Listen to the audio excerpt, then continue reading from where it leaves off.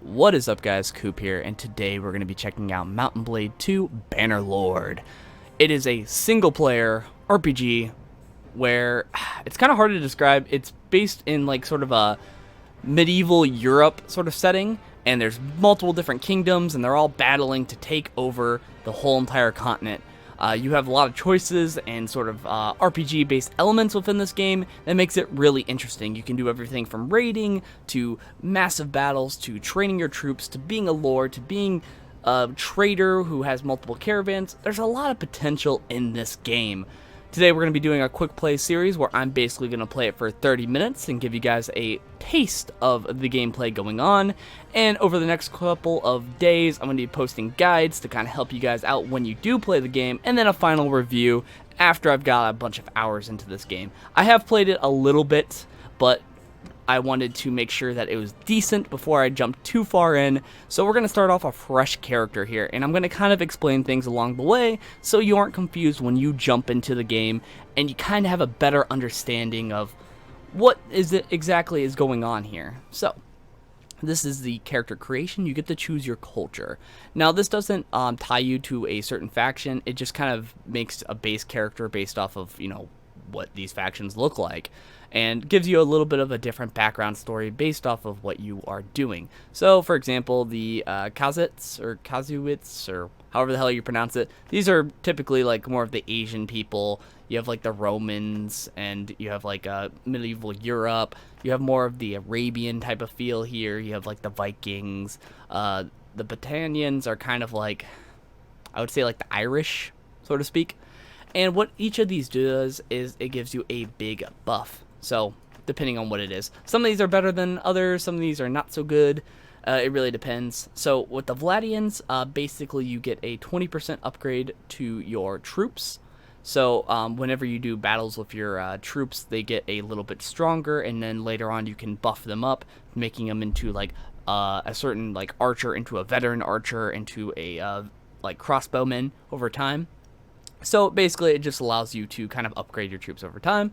Sturgians allows you to have less of a penalty in the snow. So certain different terrains makes it to where you're slower or not as fast when walking around. The Empire is more of a late game starter where you have a little bit faster construction speed when doing town projects, wall repairs, and siege engines. So this is all about sieging castles and making sure those castles stay afloat while you are walking around on the map, which can be very pesky as lords will often try to attack your thing over and over and over again. So you need to make sure that you have nice wall repairs and siege vehicles when you attack castles or protectors. So very good one for a late game start. Assyrians, they are more about the caravan and making that money. So caravans are cheaper to build, and you have a little bit less of a trade penalty. I haven't seen so much the cheaper build. It does show up sometimes, but on other occasions it doesn't seem like this is working. I think it's been patched in the recent patches, especially with the new release of the game, but be sure to check that out. It might not be fully functioning exactly how it's supposed to, but very good for if you're just trying to make some money. This allows you to have extra speed with your horsemen on the map, so it allows you to kind of chase after things a little bit easier. It does kind of get to be a little bit pesky when you're trying to level up your troops, and you kind of get this weird mid-game and you have to chase after things, and it kind of sucks when you are not fast enough to catch up with that thing, or it takes a whole day to chase after them. So a very good one for just constant attacking and powering up your troops there. And then the Battalions, which have a less of a penalty in forests, which are all over the freaking map. Like, there's forests everywhere. So this is a really good way of, you can run through the forest and run away from a giant lord with a big army if you know that you're going to lose. And it's a really good way of just kind of like getting them out there and getting also a lot of bandit kills in the early game. For this case, we'll stick with the Battalions. Nothing too crazy and overpowered. Now, this is the character creation. It has pretty much everything you could ever need. I mean, it has, you know, you can randomize all the sliders. You got voice pitch, which you could have some really funny ones, which you could have like really funny things. You can make them short. I have noticed that height is actually a big factor in this game. If you are larger, you seem to have a wider swing. I don't know if that was meant for the game. And then when you're smaller, your shield seems to cover you more. But you have a little bit less of a thing. So height, I think, does matter just a tiny amount. It's like maybe like a 5% difference, but it's enough to where it's pretty major. We're not going to really dive too much into this, but as you can see here, you know, you have a variety of different faces. You have everything from like your weight to your face, the face ratio, tons and tons of sliders. You can make your ears big as hell. You can make your face kind of distorted. There's a lot of different combinations, different eyebrows, different sizes. You can do a lot of different things with your eyes, eye size. I mean, the list goes on and on. Even your own teeth can be customized in this game, which is a lot of detail, and I really admire them for that. Now, a lot of people, when they look at this, they don't realize that there's a slider here. So there's actually a lot of different hairstyles you can do. You know, you can make yourself kind of look like Bob Ross up in here and give yourself a nice musketeer mustache, of course. And we'll give it some black flair. So look at that. Or like, it looks like the Mario brother had like a reggae moment. And then on top of it, you got like different tattoos you can do, and you can color those tattoos however you like. So as you can see, we have a really nice hardcore warrior ready to jump into the fray. And of course, you have your scars that you can have as well. Tons and tons of different scars. Yeah, look at that. Perfect. Jumping in. Now we jump into character creation, which I would personally say is probably one of the most important things when jumping into your characters. So you're going to see all these different stats, and you're probably like, what does any of this mean? So what these bigger stats are is your attributes. These are basically ways to increase these skills a little bit faster. So if you have, say, a 4 in vigor, these 3 skills will scale a little bit faster. And then you have the scales underneath it, which each do, you know, their own little thing that you can also make them to where they're faster. So you can have, like this, for example, which increases vigor, so makes these skills scale a lot faster. And then you have a point in there where it also makes it scale a little bit faster, called focus points. So if I were to choose this, my 2 hands would be a lot faster, and I'd have the vigor, which means I could, you know, potentially just level up my 2 hand a little bit faster than my other base skills. Now, one of the things that isn't important though is if you, for example, do stuff like this. So as you can see here, I now have 2 points. So right when I start the game, I actually get to choose a talent point for any skills that have 2 points in there, which is very helpful, especially later on when we're trying to do things. So in this case, let's see what we got here. So we have a lot of different things we can do. I think personally we're going to go with the healer just for that medicine background. That's really good. Now, I should probably jump in and show you each of the different things. You have 1 hand, which you typically have like a 1 hand and a shield. 2 hand, which is 2-handed weapons. Pole arms, which can come in either a 1 hand or 2 hand. They're really good, especially when you're riding on your horse, which you get one right at the start of the game, which is very, very nice. And they have a little bit longer reach, but they are a little bit slower on the attack. You can do like a nice little wave attack with like the sort of the nice one-handed ones, but it's a different style of weapon compared to the 2-hand and the one-handers. Next, you have your different types of sort of range-based abilities here. You have like the bow, which bows can go in like a medium height. They are a little bit quicker on the shooting. Then you have crossbows, which are way more accurate, and they go way farther, but they take forever to reload. And then you have throwing, which are super quick, super fast, but they are hard as hell to aim. So it's kind of like a, you know, easy to shoot, medium to shoot, hard to shoot, but like each of them have their own potential uses. So very good for short, very good for medium, very good for long. Then you have these 3 with endurance, smithing, which is a skill where you can craft gear, athletics, which is basically being on the ground and keeping balance and being able to walk a little bit faster when you don't have your horse. You can also make it to where you walk faster on the map without a horse as well. And then, of course, you have your actual horse, which allows you to get some perks to give your horse a little bit more life, a little bit more sprint, a lot of different factors with this, just including in the riding. Next, you have your cunning skills, roguery, which allows you for raiding later on in the game, which you're going to be basically doing a lot, especially once you align yourself with a certain empire or any of the other factions, and you're just basically going to be raiding the villages, and you can get a lot of good loot and a lot of money quick with that. But it does make people a little angry, so there's a lot of different skills in that as well. Nexus Tactics, which is kind of like how the AI works when you start doing different types of formations, which we'll see later on. Scouting, which allows you to see things a little bit clearer, hidden bunkers, different tracks, and figuring out where certain people are. It also allows you to see things a little bit better on the map.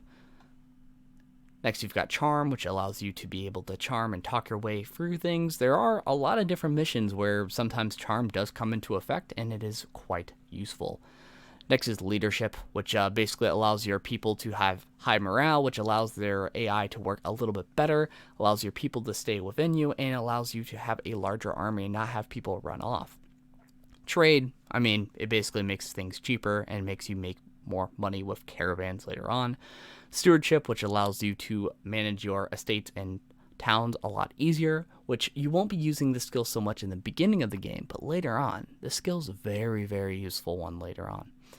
Medicine is one for helping you heal along the road or when you're stopping or when you have injured people. It also allows you, when you beat up the people, to take more prisoners. More people have a higher survival rate when you beat them, so that way you can take them into your fold, either selling them or, my personal favorite, adding them to your army later on once you get enough points into leadership to where you can have rogues and stuff join your army. Next is Engineering, which allows you to build those structures to allow you to be able to take things out more. So, that's always a good one. I like the skill of Horses because you start with a horse right at the start. It gives us a little bit of Charm to talk out of things. It gives us the horse riding and gives us Medicine to give us that nice 2 perk. So, now we get to choose our other different types of things here. So, we'll go with, selling produce in the market. Give us a little bit of a market skill and give us some more Charm. Stood at the garrison with scouts. We got that. Skirmishers. It basically, one of the things is you really just got to figure out what your type of character is. I really like the one hand and shield and throwing weapons, so that'll make it really easy in that. And then you can also just kind of toy around and figure out what sort of combos you like. Eventually later on, you'll kind of understand the game more.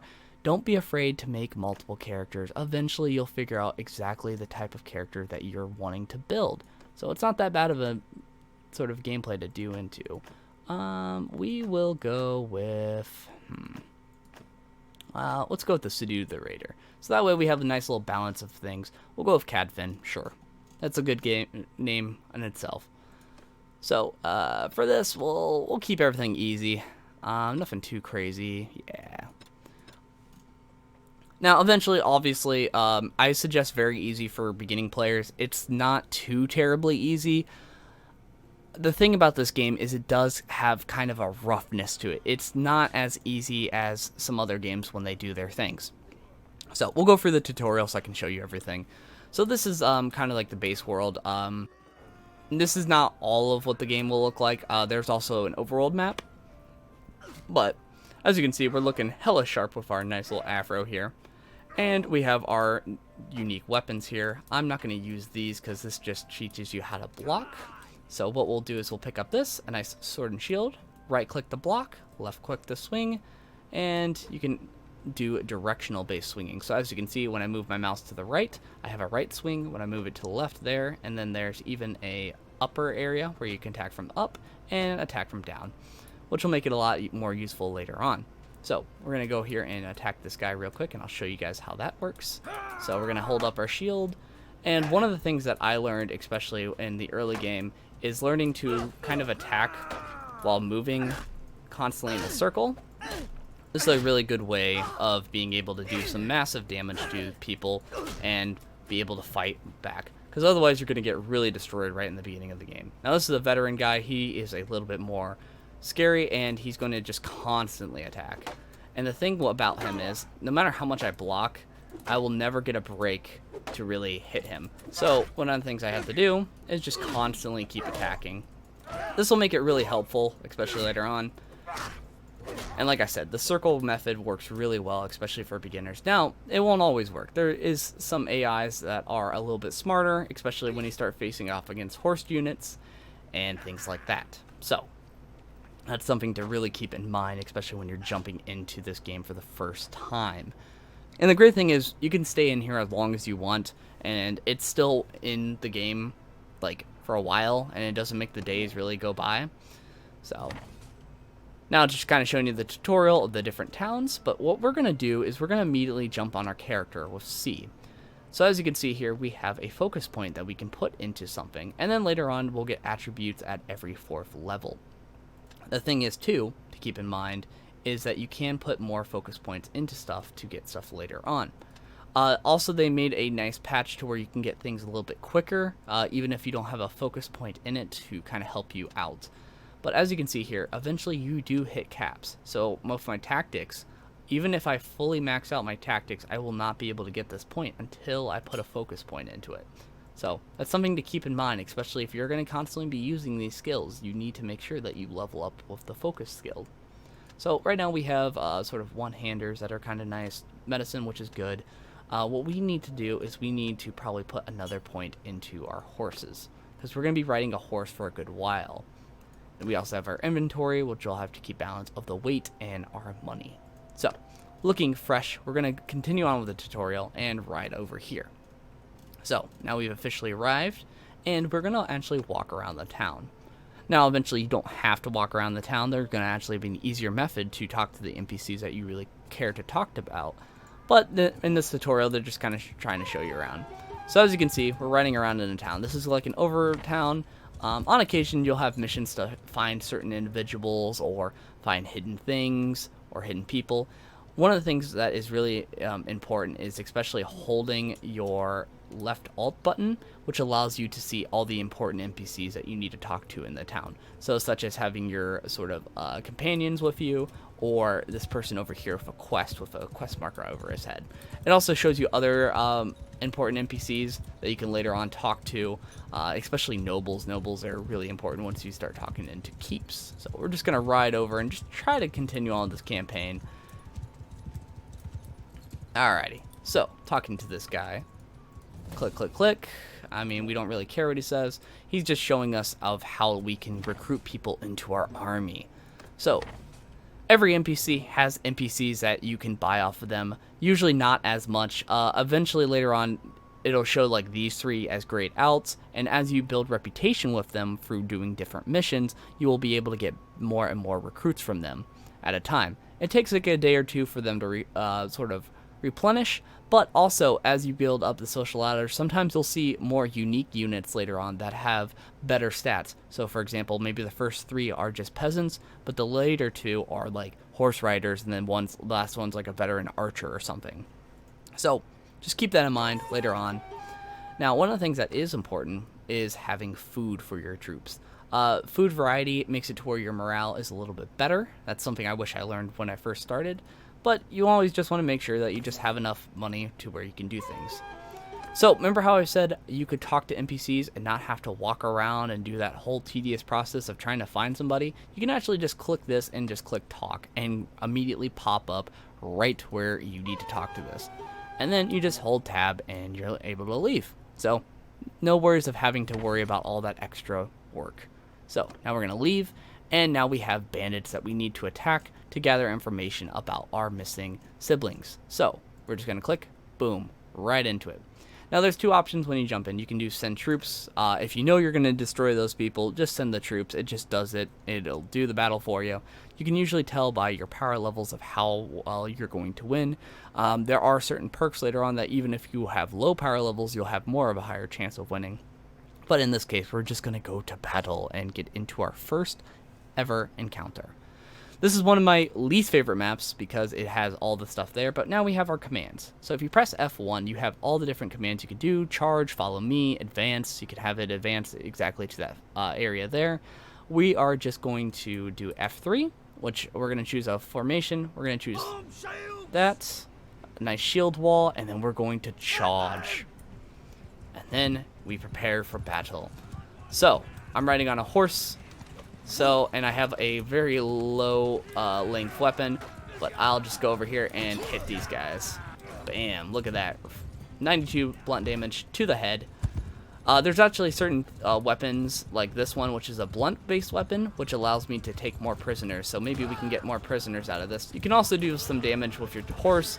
It's not that much, so I don't really suggest it. And just kind of do like a little weird walk around game.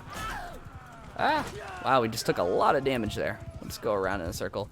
I don't really like using maces, but it is what it is. but we'll see if we can't throw a javelin at somebody. If I could aim. Did I mention that I'm not the best aimer? There we go. And there we go. And then you tap tab, and you get to see your stats. So if we lost a unit, they would be in the red section. But as you can see here, we killed 4, and we injured 2.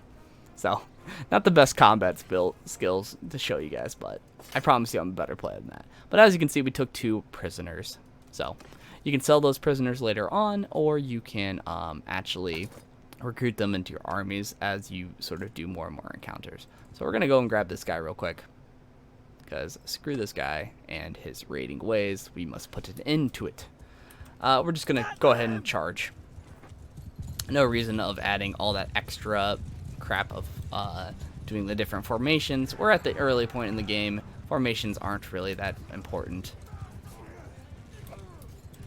And notorious for my bad aim. Alrighty, well, it's gonna be one of those types of days. Alrighty, so what we're gonna do is we are just gonna walk up and hit somebody. Yeah, look at that, perfect. And we're leveling up our tactics and one-arm skill as we do it.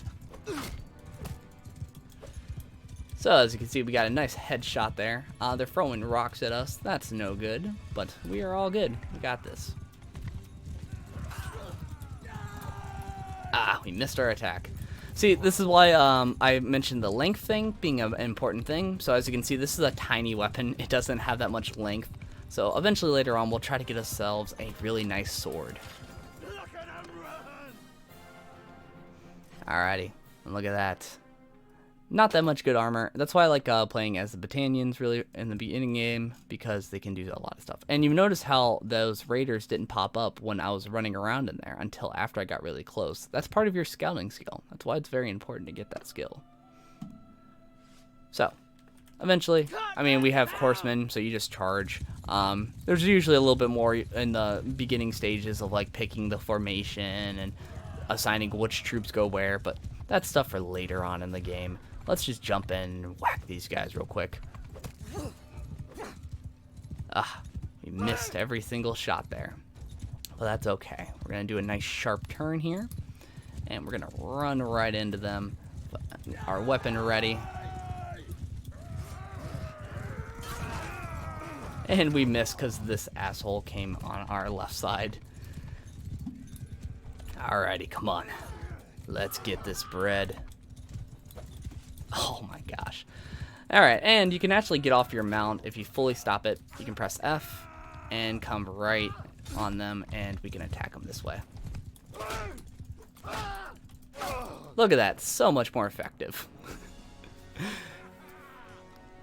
I promise you horse riding's actually not that bad. It's just, I don't really have the weapons for it. So we'll take our prisoners, and as you can see, we have a good amount of prisoners. 4 prisoners. And sometimes you'll have good loot that you can equip on yourself. So we managed to find one of the prisoners, and he's saying, hey, they have a bandit hideout. Go to the bandit hideout. So we'll go to the bandit hideout. So with bandit hideouts, you usually have to wait till nighttime to attack them, and then you kind of sneak attack them. We will not have our horse for this battle, but... So anytime you do like sort of hideouts, you'll actually lose your horse. Now this is teaching me about the different tactics that we can do. So we can do like shield wall, and then we can be like, follow me. So, but in this case, we're just gonna have them charge and just make this nice and speedy, so I can show you some of the other factors in the game. So,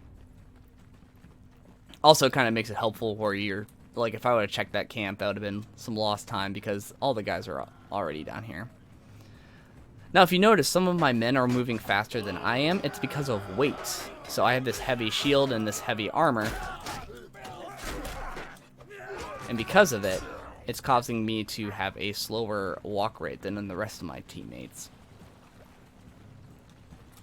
So, as you can see, we're just charging forward, kicking butts, taking names, and doing our best.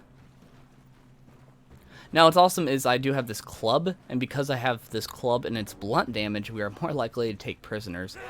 Doesn't matter, the tutorial takes all of your prisoners anyway afterwards, but just something to keep in mind when especially going on. So those guys got that. I have full faith in them. And look at this guy. Oh, he's coming. I'm just going to throw this out there. There we go. Blocked it with my shield. There we go. Headshot. Perfect.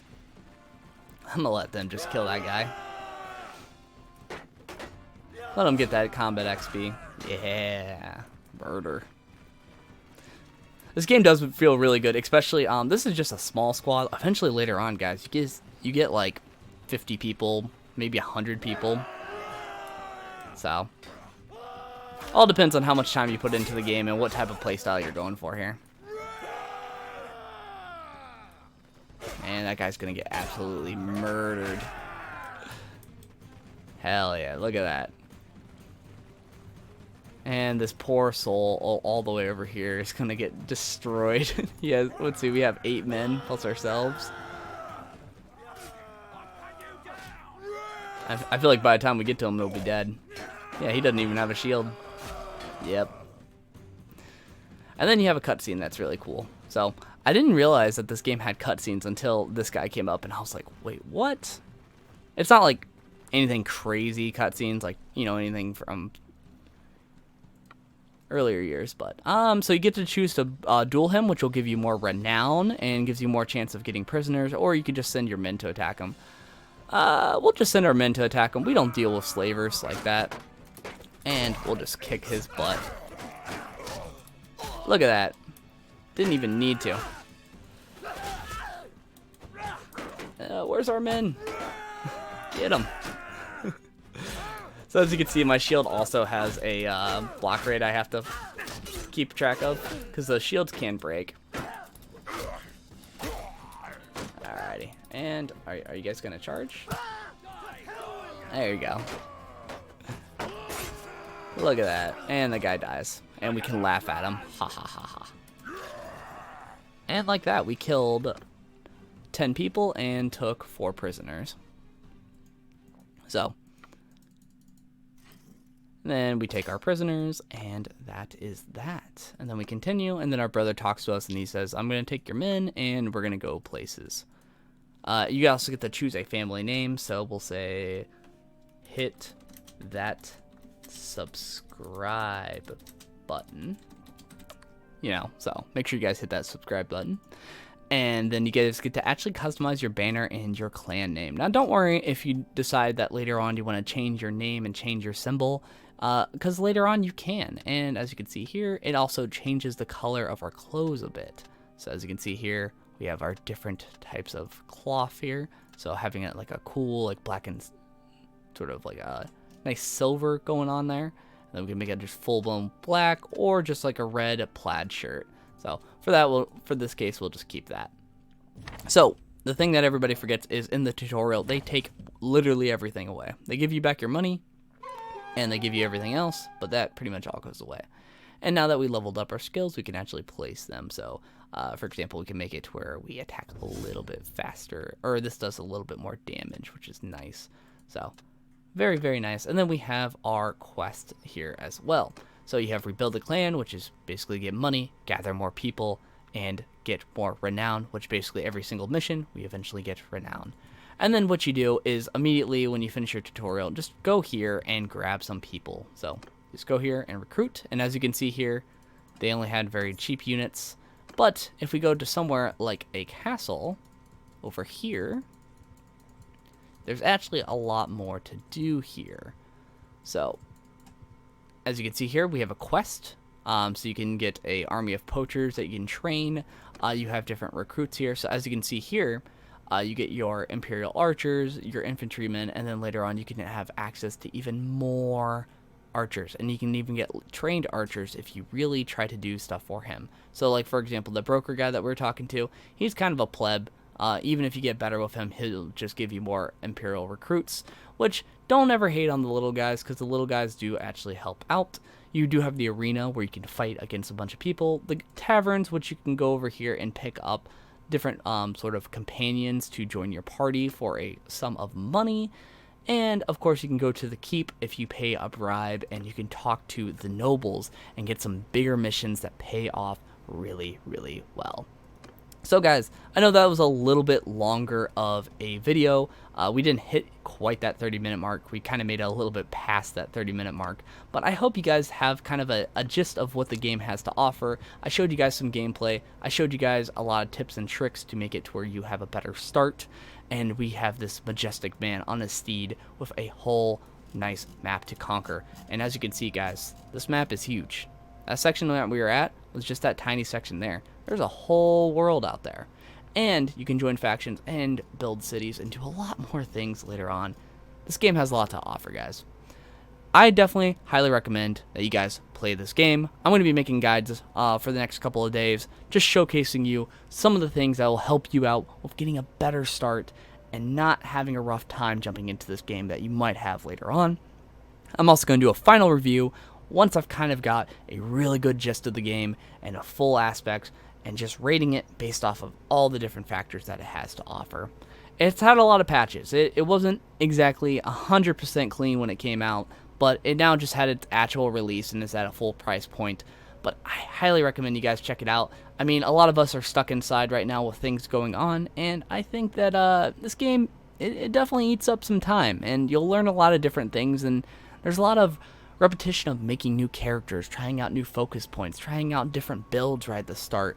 And I think that you guys will really enjoy it. So without further ado, make sure to hit that like button, subscribe, and comment down below which empire everybody should join. What is a better build? What is something that you really want to get into in the game? And post some tips and tricks down below for all the newbies that are jumping into this game. Anyways, thank you guys for watching, and I'll see you guys next time.